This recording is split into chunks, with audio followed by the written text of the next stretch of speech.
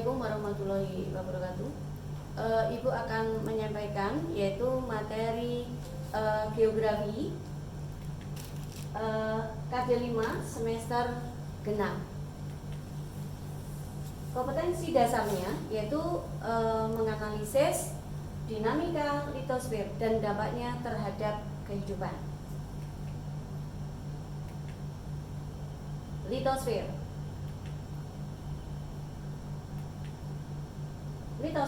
pengertiannya di sini yaitu litos yang artinya batuan dan sphera yang artinya lapisan.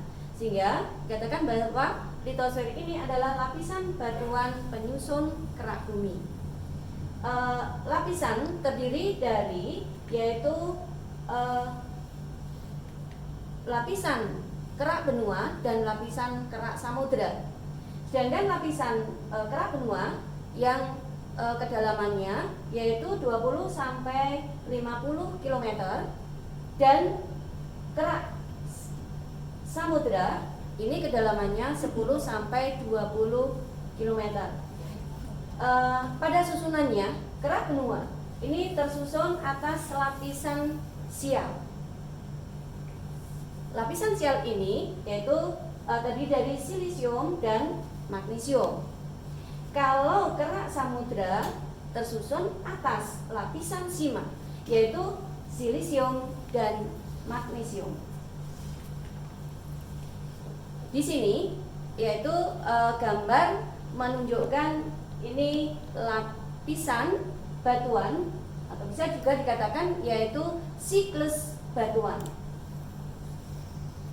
Siklus batuan yang pertama yaitu magma. Magma ini yaitu pada yang pertama, yang tepatnya di bawah lapisan kulit bumi.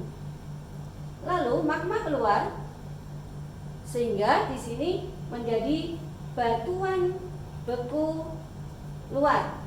Batuan beku luar itu ada dua jenis yaitu batuan beku dalam dan batuan beku luar.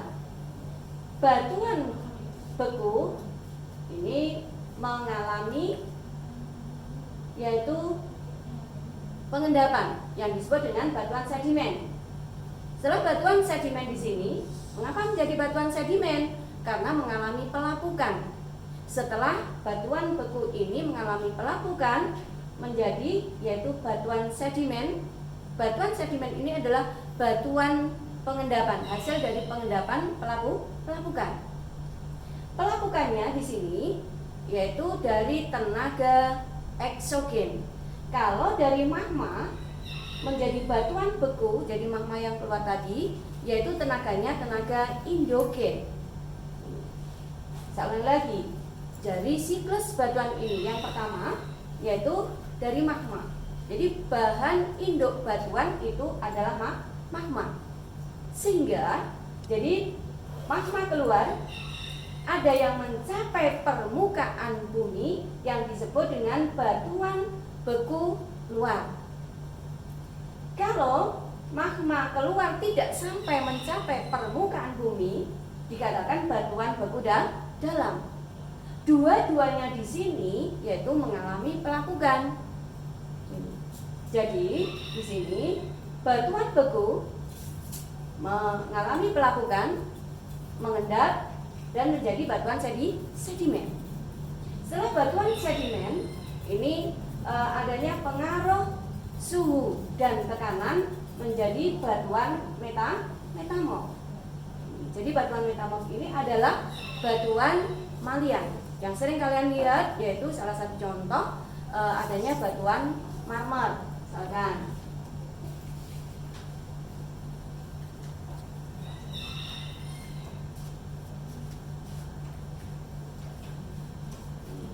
Batuan metamorf ini mengalami lelehan, mengalami pelelehan menjadi magma lagi.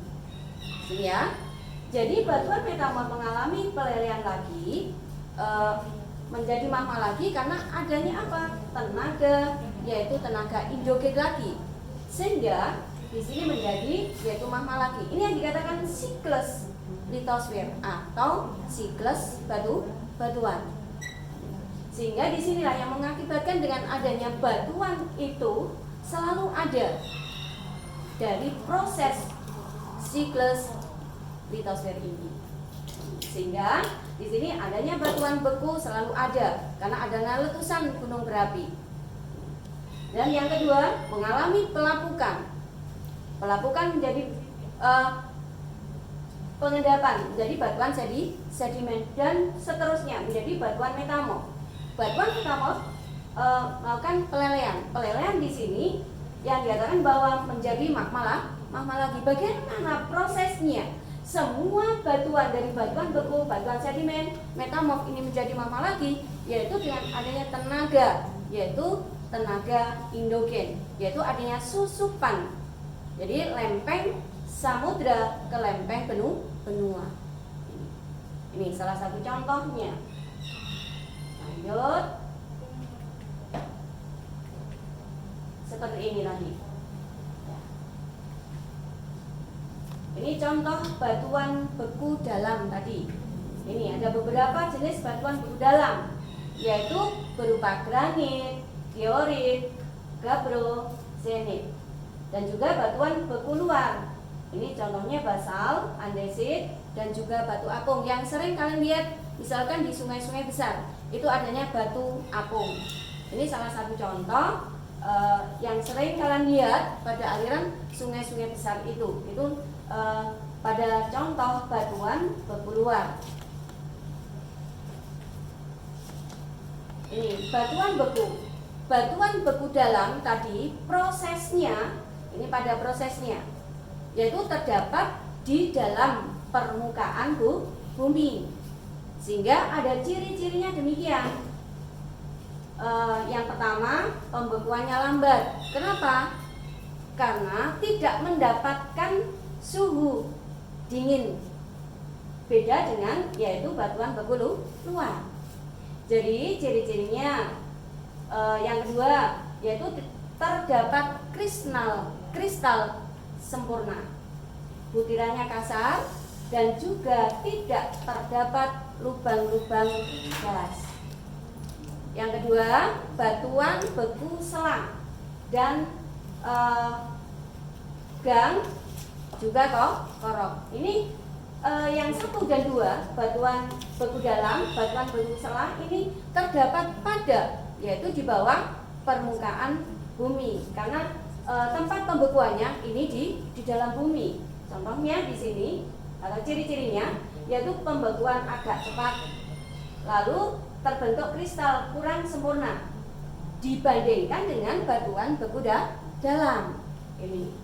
Lalu contohnya di sini yaitu batu granit dan aplik. Yang ketiga, batuan beku luar. Ciri-cirinya pembekuannya sangat cepat. Kenapa? Karena mendapatkan suhu luar sehingga pendinginannya sangat cepat. Dan ciri yang kedua, tidak terbentuk kristal. Contohnya tadi yaitu batu apung, obsidian, andesit, dan realit. Menurut proses pengendapannya, ini sedimen plastik, yaitu dari pecahan batu sebelumnya, sehingga yang dikatakan batuan sedimen plastik ini batuan yang tidak berubah unsur batuannya, sehingga tetap. Contohnya yaitu pasir. Ini contoh batuan sedimen yaitu plastik. Karena kenapa? Pasir itu berubah, yaitu batu-batuan yang pecah dan menjadi kecil-kecil sehingga tidak berubah unsur kimianya. Misalkan pasir itu direkatkan lagi, misalkan itu unsur kimianya tidak berubah. Lalu contohnya yaitu batu pasir, batu konglomerat. Ini salah satu contoh dengan adanya sedimen plastik. Kalau sedimen kimiawi, yaitu unsur batuannya sudah berubah. Contohnya yaitu gips. Ini contoh batuan sedimen kimiawi. Kalau sedimen organik di sini, pengendapan bahan organik salah satu contohnya yaitu batu bara dan juga batu gamping.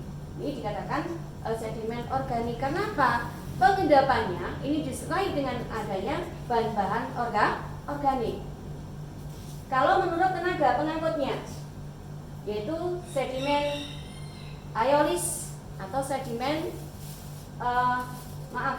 menurut tenaga pengangkutnya, yaitu sedimen aeolis, yaitu angin. Contohnya berupa tanah los dan juga sand dunes.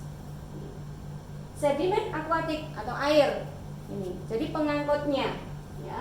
Contohnya yaitu konglomerat dan breksi.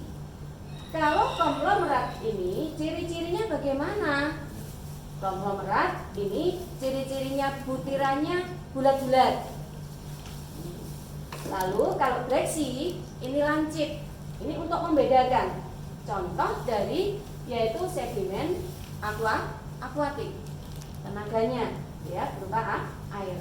Kalau sedimen glasial ini yaitu tenaga pengangkutnya dari glacier.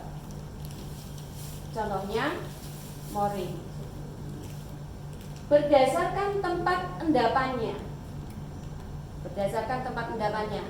Terdiri dari batuan sedimen limnis, batuan sedimen fluvial, batuan sedimen marin, dan batuan sedimen territris.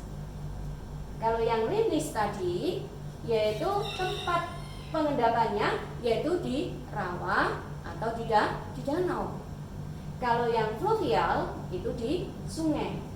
Kalau batuan sedimen marin itu di laut.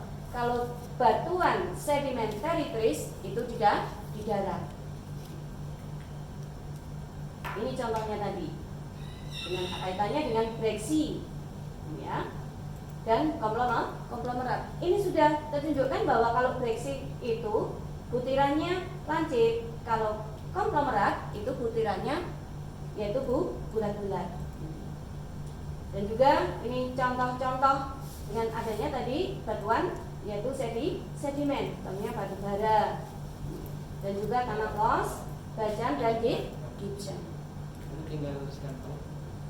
Batuan metamorf yaitu terdiri dari 3 ya, batuan metamorf itu adalah batuan malian. Terdiri dari 3 jenis yaitu batuan metamorf kontak, batuan metamorf dinamo, dan batuan metamorf mutatis. Jadi disinilah kaitannya dengan batuan penyusun litosfer. Sekali lagi, yaitu batuan penyusun litosfer itu batuan beku, batuan sedimen, dan batuan metamorf ini. Kalau batuan metamorf kontak ini terbentuk karena suhu yang sangat tinggi, yaitu katanya batu kapur jadi batu marmer. Jadi maliannya batu kapur menjadi marmer karena adanya suhu yang sangat tinggi. Lalu yang kedua, batuan metamorf dinamo. Contohnya yaitu batu lumpur menjadi batu tules. Ini karena kaitannya dengan tekanan tinggi dan waktu yang sangat lama. Yang ketiga, ini terbentuk karena adanya pengaruh gas-gas dalam magma. Kuarsa dengan gas fluorium menjadi topas. Inilah jenis pada batuan metamorf. Ini salah satu contoh katanya dengan batuan metamorf. Ini contohnya sangat mengkilat, misalkan marmer. Ini semuanya yaitu dari semua jenis batuan itu dimanfaatkan oleh yaitu manusia. Saya akhiri. Wassalamualaikum warahmatullahi wabarakatuh.